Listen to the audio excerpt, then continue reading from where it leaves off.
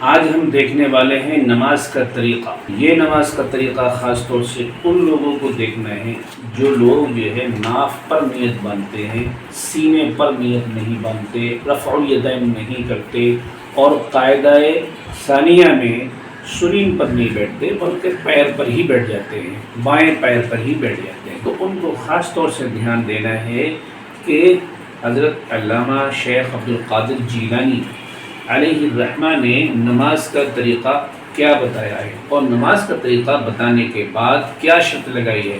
یہ شرط لگائی ہے کہ ان مذکورہ شرائط میں سے اگر ایک شرط چھوٹ گئی تو آپ کی نماز منعقد نہیں ہوگی۔ تو چلیے دیکھتے ہیں ہم غنیۃ الطالبین پیج نمبر 105 105 نمبر پیج کو میں پورا پڑھ کے بتاتا ہوں آپ کو کہ حضرت نے کیا طریقہ لکھا ہے نماز کا۔ تو چلیے اسکرین پر بسم اللہ الرحمن الرحیم۔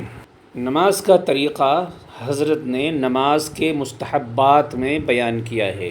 نماز کے مستحبات 25 ہیں۔ آپ فرماتے ہیں نماز شروع کرتے وقت دونوں ہاتھوں کا اٹھانا۔ اب یہاں پر ہم پڑھ رہے ہیں رکوع کو جاتے وقت دونوں ہاتھوں کا اٹھانا۔ مطلب کیا ہوا؟ مطلب یہ ہوا کہ آپ کو رفع الیدین کرنا ہے۔ اچھا نمبر 3 میں دیکھیے کیا ہے، رکوع سے اٹھتے وقت ہاتھوں کو یوں اٹھانا کہ ہتھیلیاں کندھوں کے ساتھ ہوں، انگوٹھے کانوں کی لو کے قریب ہوں۔ اچھا نمبر 4 میں دیکھیے، ناف سے اوپر دائیں ہاتھ کو بائیں ہاتھ کے اوپر باندھنا، یعنی کہ ناف پر نہیں باندھنا ہے، ناف کے اوپر باندھنا ہے۔ یہ حضرت کا فرمان ہے۔ چلیے آگے دیکھتے ہیں۔ نمبر 5 پہ لکھتے ہیں حضرت سجدے کی جگہ کی طرف دیکھنا، اور نمبر 6 اور 7 پہ لکھ رہے ہیں جہری نمازوں میں قرات اور آمین بلند آواز سے ہو، اور سری نمازوں میں دونوں باتیں آہستہ آواز میں ہوں۔ یعنی حضرت فرما رہے ہیں کہ جہری نماز، یعنی جہری نماز کیا ہوتی ہے؟ مغرب کی نماز جہری ہے، عشاء کی نماز جہری ہے، اور فجر کی نماز جہری ہے، اور جمعہ کی نماز جہری ہے، عیدین کی نماز جہری ہے۔ ان تمام نمازوں میں جن نمازوں میں قرات بلند آواز سے کی جاتی ہے اس کو جہری نماز کہا جاتا ہے۔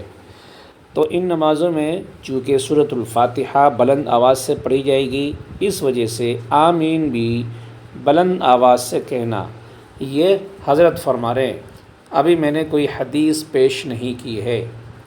اچھا نمبر 8 میں دیکھیے، رکوع میں دونوں ہاتھوں کو گھٹنوں پر رکھنا۔ یہ تو نارمل ہے، سب کے یہاں ایک ہی ہے۔ چلیے 9 میں دیکھیے، رکوع میں پیٹھ سیدھی رکھنا، یہ بھی سب کے یہاں کامن ہے۔ 10 میں دیکھیے، سجدے میں دونوں بازوؤں کو پہلوؤں سے جدا رکھنا، یہ بھی کامن ہے سب کے یہاں۔ 11 میں دیکھیے کیا لکھ رہے ہیں حضرت، سجدے میں جاتے وقت پہلے گھٹنے اور پھر ہاتھ زمین پر رکھنا۔ چلیے آگے دیکھتے ہیں، حالت سجدہ میں پیٹ کو رانوں سے اور رانوں کو پنڈلیوں سے دور رکھنا۔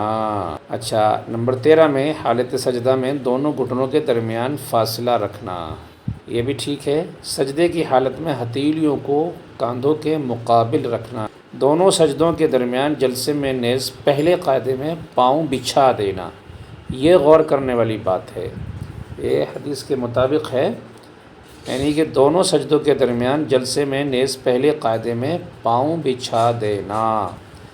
دوسرے قاعدے میں سرین پر بیٹھنا، یعنی دوسرے قاعدے میں آپ کو پیر پر نہیں بیٹھنا ہے، بائیں پیر پر نہیں بیٹھنا ہے۔ پہلے قاعدے میں آپ کو بائیں پیر پر بیٹھنا ہے، اور دوسرے قاعدے میں جو بایاں پیر ہے وہ آپ کو دائیں طرف نکال لینا ہے، اور جو رائٹ پیر ہے اس کو کھڑا کر لینا ہے، اور جو لیفٹ پیر ہے اس کو بچھا دینا ہے، مگر اس کو بھی دائیں طرف نکال لینا ہے۔ آپ کو سرین پر بیٹھنا ہے۔ چلیے آگے دیکھتے ہیں، نمبر 17 میں قاعدے کی حالت میں دائیں ہاتھ کو دائیں ران پر یوں رکھنا کہ انگلیاں بند ہوں اور انگشت شہادت سے اشارہ کیا جائے، اس طرح سے کہ انگوٹھے سے درمیانی انگلی کے ساتھ حلقہ باندھا ہو۔ کہ قاعدے کی حالت میں دائیں ہاتھ کو دائیں ران پر یوں رکھنا کہ انگلیاں بند ہوں، یہ سنت ہے۔ بہت سے لوگ دائنا ہاتھ جو ہے وہ کھلا رکھ لیتے ہیں قاعدے کی حالت میں، قاعدہ اولیٰ میں اور قاعدہ ثانیہ میں۔ ایسا نہیں چاہیے، بلکہ ہاتھ کو بند رکھنا ہے اور شہادت کی انگلی کو باہر نکال کے رکھنا ہے۔ اب نمبر 18 میں دیکھیے کیا لکھ رہے ہیں حضرت، اور بائیں ہاتھ کو بائیں ران پر اس طرح رکھنا کہ انگلیاں کھلی ہوں۔ شرائط مذکورہ بالا میں سے کسی شرط کو بلا عذر چھوڑ دینے سے نماز منعقد نہیں ہوگی۔